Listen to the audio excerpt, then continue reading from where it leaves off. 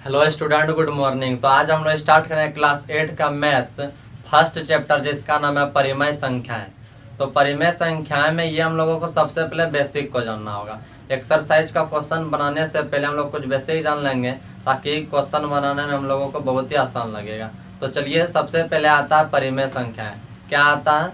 परिमेय संख्याएं। तो परिमेय संख्या वे होता है वैसी संख्या जिन्हें p बटे q के रूप में लिख सकते हैं, उस जहाँ p तथा q पूर्णांक है और q बराबर नॉट जीरो। क्या बोले? सबसे पहले आता है परिमेय संख्याएं। परिमेय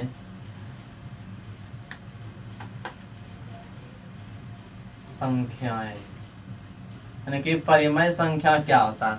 क्या बोले? वैसी संख्या जिन्हें p बटे q के रूप में लिखा जा सकता है, यानी कि p बटे q के रूप में लिख सकते हैं। परिमेय संख्या उसी को बोलेंगे जिसको p बटे q के रूप में लिख सकते हैं, जहां q बराबर नॉट जीरो। q बराबर नॉट जीरो यानी कि p बटे q के रूप में होना चाहिए, और q के जगह में जीरो नहीं लिख सकते हैं। q के जगह में जीरो नहीं लिख सकते। इसका एग्जांपल क्या आ जाएगा? जैसे मान लीजिए -1/2, 5/6, 7/8, -6/15, 0/7, ये सब हो सकता है, लेकिन नीचे में जीरो नहीं आएगा। नीचे में जीरो नहीं आएगा।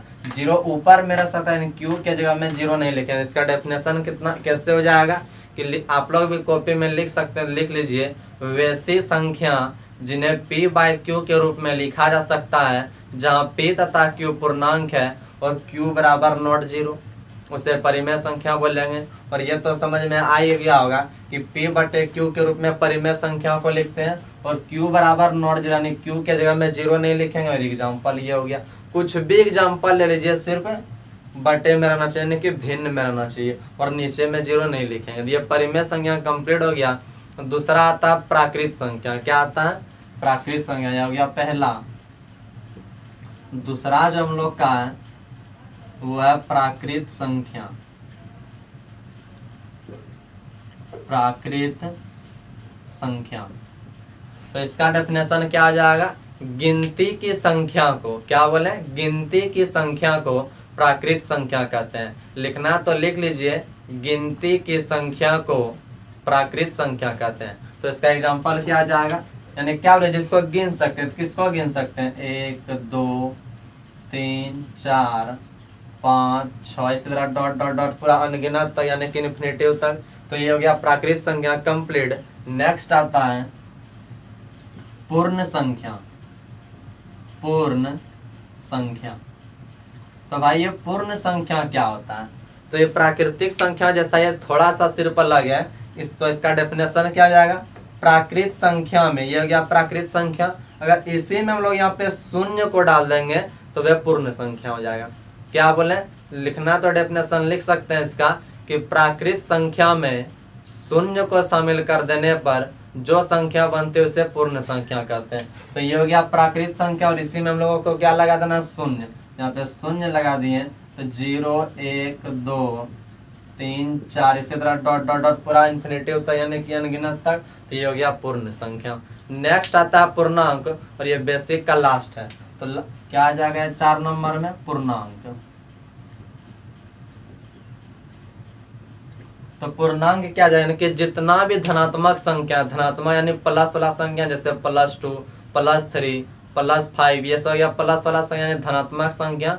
तो सभी धनात्मक संख्या, हम सभी ऋणात्मक संख्या के संग्रह को पूर्णांक कहते हैं। ऋणात्मक संख्या यानी माइनस वाला, और धनात्मक संख्या यानी कि प्लस वाला। तो इसका एग्जाम्पल जो जाएगा +3, +6, +9, इसी तरह प्लस वाला जितना भी संख्या ले सकते हैं, लेकिन बटे में नहीं, सिर्फ ऐसे सिंगल, मतलब जैसे +3, +6, +9, ऐसे 0, -6, -9, -11, ये सब हो गया पूर्णांक। यानी वैसी संख्या, सभी धनात्मक संख्या और सभी ऋणात्मक संख्या के संग्रह को पूर्णांक कहते हैं।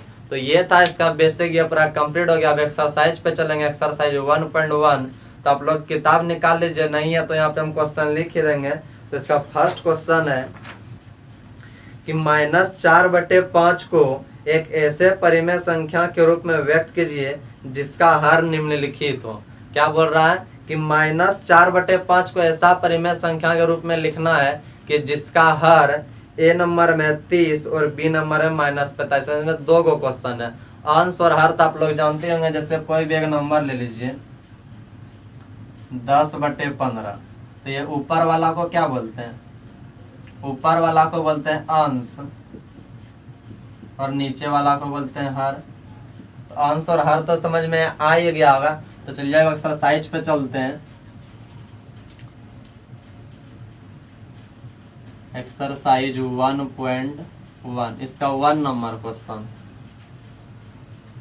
तो देखिए स्टूडेंट, क्वेश्चन ये था कि -4/5 को एक ऐसे परिमेय संख्या के रूप में व्यक्त कीजिए जिसका हर निम्नलिखित हो। यहाँ पे एक चीज आया हर, और ये हर क्या था यहाँ से तो पता चल गया। यानी ऊपर में जो भी संख्या रहेगा उसको अंश बोलेंगे और नीचे में जो भी संख्या रहेगा उसको क्या बोलेंगे, हर। तो वैसे यहाँ पे क्वेश्चन में क्या था कि हर कितना हो जाना चाहिए, एक नंबर में 30 हो जाना चाहिए और एक बार -45 होना चाहिए। यानी कि -4/5 को इस तरह परिमेय संख्या के रूप में लिखना है कि उसका हर यानी नीचे में 30 हो जाना चाहिए और एक बार -45 हो जाना चाहिए। तो चलिए इसको स्टार्ट करते हैं। तो बताइए यहाँ पे 30 लाने के लिए, यहाँ पे ए नंबर में क्या है 30, तो ये -4/5 को 30 लाना है कहाँ पे, हर में। तो बताइए क्या करना होगा हमको। यहाँ पे 30 लाने के लिए 5 को 6 से गुना करना पड़ेगा। गुना कर देंगे 5 6 30। तो चलिए -4/5 इसको अगर 6 से हम लोग गुना कर दें तो इसका हर जो हो जाएगा वह 30 हो जाएगा। तो ये -4 गुना 6 -24 और 5 गुना 6 30। तो ये ए नंबर हम लोग का कंप्लीट हो गया। यही तो बोल रहा था कि जिसका हर निम्नलिखित हो, यानी कि एक बार -30 हो। देखिए -30 आ गया। -30 लाने के लिए कौन जी किए, 6 से सिर्फ गुना कर दिए। अगर नीचे 6 से गुना करेंगे तो ऊपर भी, क्यों, क्योंकि ये फिर 6 कट के फिर -4/5 में आ जाए, इसलिए ऊपर गुना करेंगे नीचे भी, और नीचे गुना करेंगे तो ऊपर, यानी जो भी करेंगे दोनों के साथ करेंगे। इसका बी नंबर है -45। अब इसको हर में हम लोगों को क्या लाना, -45। तो आप लोग बताइए यहाँ पे -45 लाने के लिए हम लोगों को क्या करना पड़ेगा, -9 से गुना करना पड़ेगा।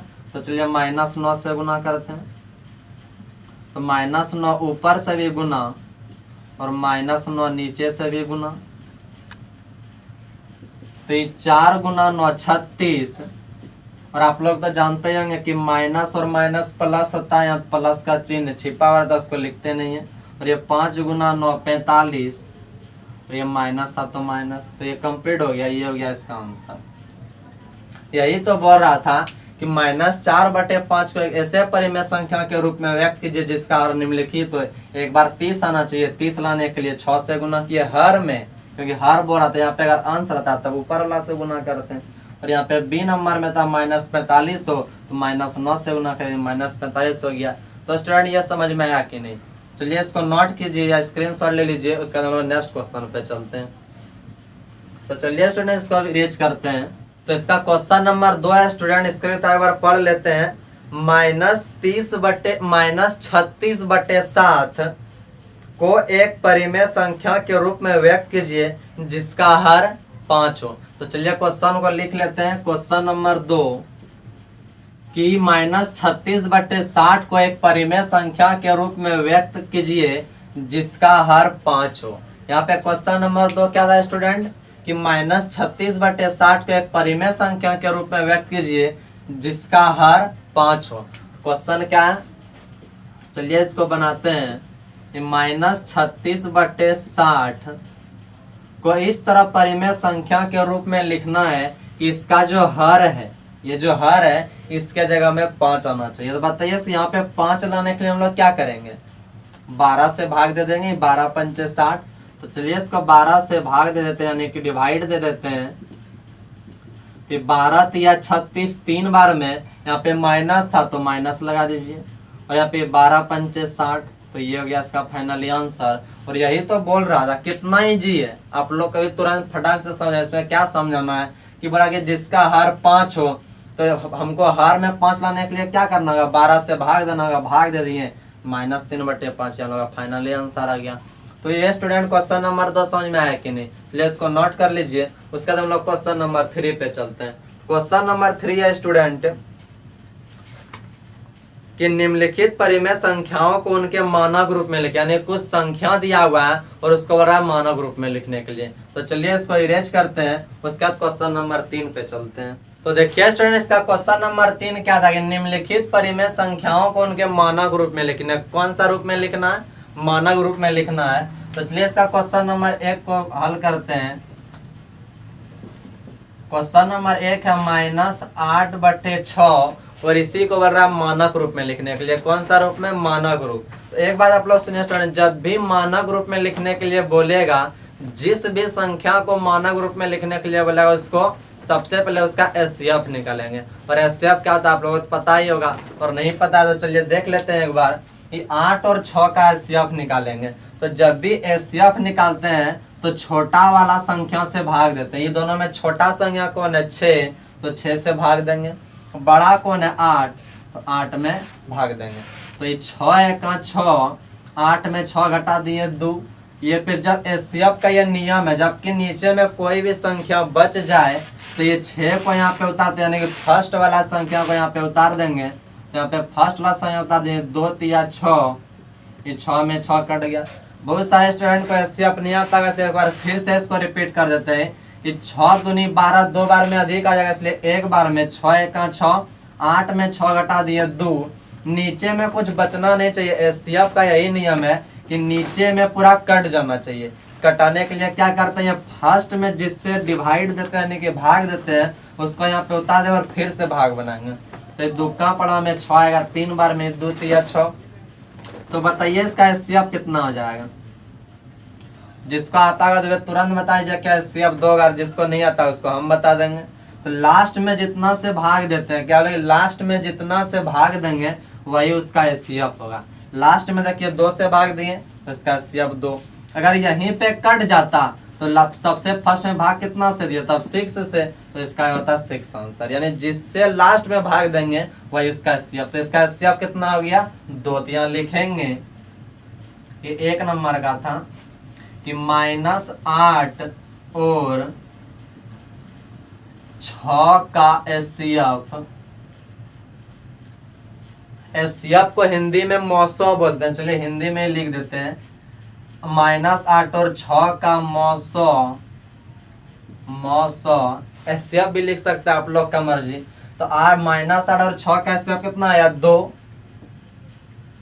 और यहाँ पे माइनस था तो यहाँ पे माइनस आ जाएगा। माइनस नहीं रहता तो सिर्फ माइनस भी नहीं देते हैं। यहाँ पे क्वेश्चन में माइनस था तो चलिए माइनस भी लिख दिए।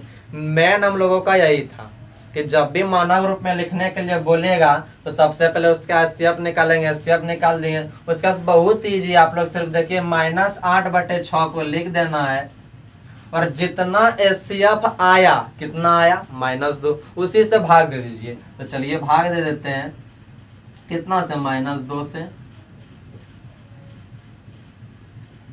तो देखिए माइनस और माइनस तो एक कट जाएगा, माइनस माइनस ना कटेगा। देखिए -8 और ये -2, माइनस माइनस कट गया ना, कटा। तो ये माइनस माइनस कट गया, 8 में भाग देंगे 2 से, तो 2 चौके 8, 4 बार में, तो यहाँ पे आ गया 4। और ये 2 3 6 यानी 3 बार में, और यहाँ पे माइनस है तो माइनस आ जाएगा। लेकिन आप लोग बोलिए कि यहाँ पे माइनस था तो नहीं दिए, यहाँ पे दोनों जगह था ना, तो माइनस माइनस प्लस। और यहाँ पे तो माइनस माइनस वैसे प्लस नहीं करना है क्योंकि गुना तो नहीं है, तो माइनस माइनस कट गया। यहाँ पे एक ही जगह माइनस था इसलिए माइनस दिए। और एक बात है स्टूडेंट, अगर आप लोगों को पता है, आप लोग को यहाँ पे देख के लगता होगा क्या करना है, अगर पता नहीं है तो चलिए बता रहे हैं, माइनस कभी भी नीचे नहीं रहता। माइनस कभी भी नीचे नहीं रहता। अगर माइनस नीचे आ भी गया तो आप लोग इसको ऊपर कर दीजिएगा। तो चलिए इसको ऊपर कर देते हैं, तो क्या आ जाएगा, -4/3। तो ये हो गया इसका मानक रूप। और यही हम लोगों को था कि मानक रूप में लिखने के लिए। समझ में आया कि नहीं स्टूडेंट। तो चलिए इसका 3 नंबर में ये 4 क्वेश्चन है, चारों का भी हम कंप्लीट करेंगे। उसके बाद हम लोग नेक्स्ट वीडियो में नेक्स्ट क्वेश्चन पे आएंगे। तो चलिए इसको इरेज कर लेते हैं।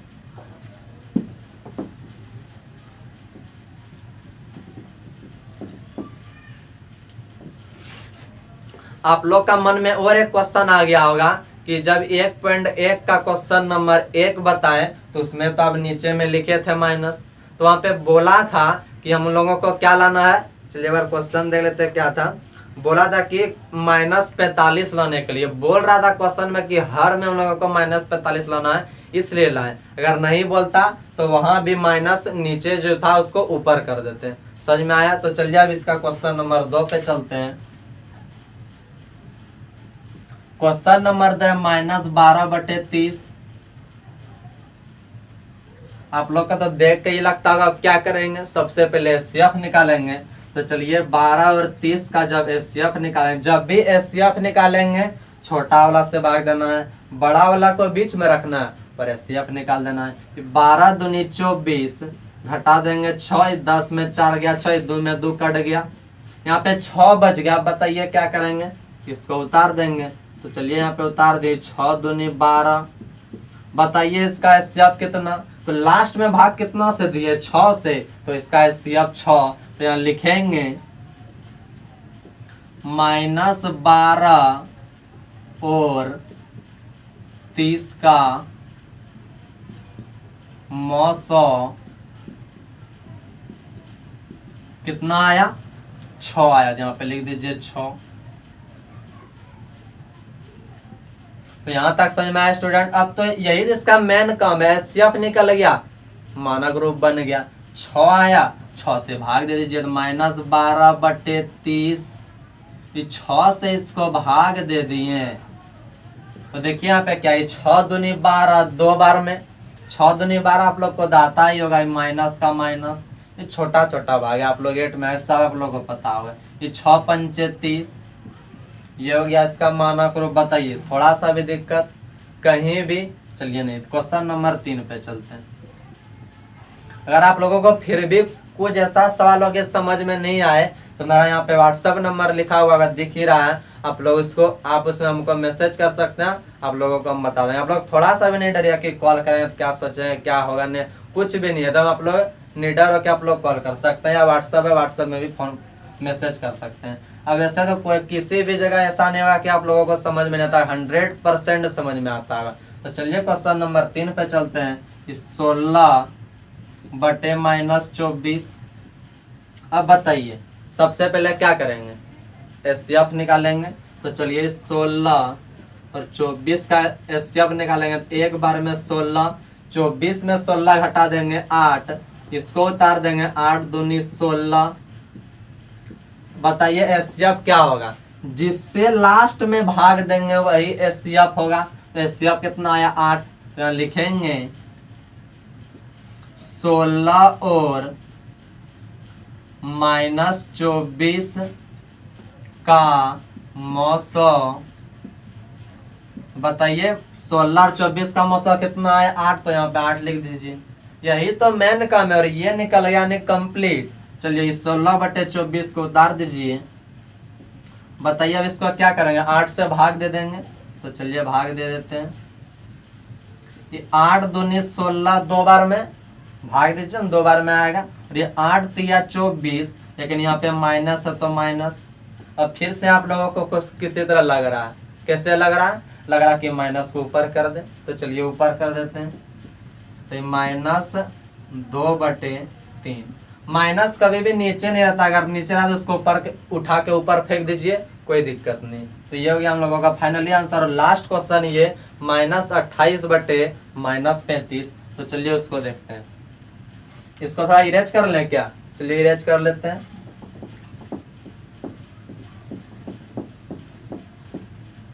और ये इसका क्वेश्चन नंबर 4, ये लास्ट क्वेश्चन है। -28/-35। तो चलिए क्या करेंगे, सबसे पहले एचसीएफ निकालेंगे। तो चलिए यहाँ पे इसका एचसीएफ निकाल लेते हैं। एक बार में 28, 2 बार में ज्यादा हो जाएगा। 35 में 28 घटा देंगे 7, और ये बुड़बक को उतार दीजिए। बुड़बक क्या ना है जो बार बार उतार रहे हैं, तो चलिए इसको उतार दीजिए। इस 7 चौके 28 गया कट के। तो बताइए एचसीएफ कितना, 7। यहाँ पे लिखेंगे, क्या लिखेंगे, -28 और -35 का मौसौ, बताइए इसका मौसौ कितना आया, लास्ट में भाग दिया 7 से, इसका 7 हो गया मौसौ, नहीं आया। तो यही तो इसका मेन काम है, अगर मौसौ निकल गया तो मानक रूप भी बन गया, ना बना, देखिए ना बन गया। तो चलिए इसको उतार दीजिए, -28 बटे -35, बताइए इसका क्या करेंगे, भाग दे देंगे। तो भाग देंगे कितना से, 7 से, तो 7 चौके 28 -4, 7 पचे 35 -5। अब बोल जाएगा दोनों जगह माइनस आ गया, दोनों काट न दीजिए, माइनस माइनस गया पार होके, तो कौन सी बच गई, 4/5। और ये हो गया हम लोगों का फाइनली आंसर। तो ये स्टूडेंट को एक्सरसाइज 1.1 का 1 2 3 इस तरह का समझाए कि आप लोग बोल ही नहीं सकते हैं कि इस जगह समझ में नहीं आया। क्या बोल सकते हैं? अगर बोल सकते हैं तो व्हाट्सएप में बोलिएगा, कमेंट कीजिए, जो भी करना है। अगर स्टूडेंट ये आप लोगों को वीडियो अच्छा लगा तो आप लोग लाइक कीजिए, सब्सक्राइब कीजिए, और सब्सक्राइब करने के बाद यहाँ पे बेल आइकन का उसमें ऑल कर लीजिए, ताकि कोई भी हम वीडियो डालें सबसे पहले नोटिफिकेशन आप तक पहुँचे। Thank you student, bye bye.